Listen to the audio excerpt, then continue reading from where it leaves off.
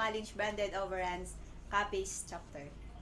Pinakamalaking hashtag tatak ZY ko po is hashtag hindi na po ako bumalik na ibang bansa. Nag-for good na po ako kasi alam ko secured na ako kahit papano na yung may negosyo ka na. Kasi hindi tulad ng, yun yung maling mindset ng mga OFW na habang may trabaho sila, sige okay lang, okay lang. Hindi nila inisip na dapat na habang nandun pa sila sa ibang bansa, kailangan nilang magtayo ng sarili nilang negosyo. Kasi pag uwi po sila ng Pinas, yun yung hindi sila natatakot kasi may sasalo na sa kanila. Kasi sa panahon po ngayon, yung pera, napakabilis po talaga maubos. Napakadali pong gastusin.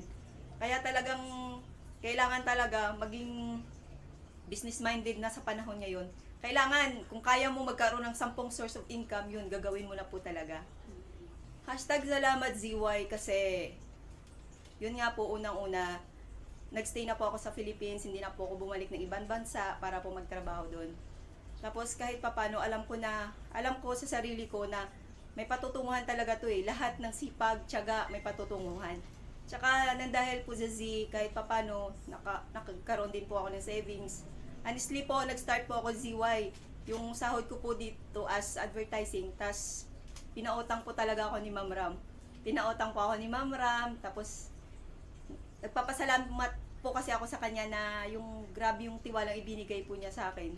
Tapos yun, nagsimula ako bilang major distributor. Tapos yun na po, tuloy-tuloy. Tapos masaya po ako kasi kahit papano, marami na rin po ako naging major na natutulungan ko rin po. Yun po. Thank you so much po, ZY family, Ma'am Ram Dagdag, Ma'am Ann, Sir Jerkoy, thank you so much po. Sa ZY Shop, building business, building future.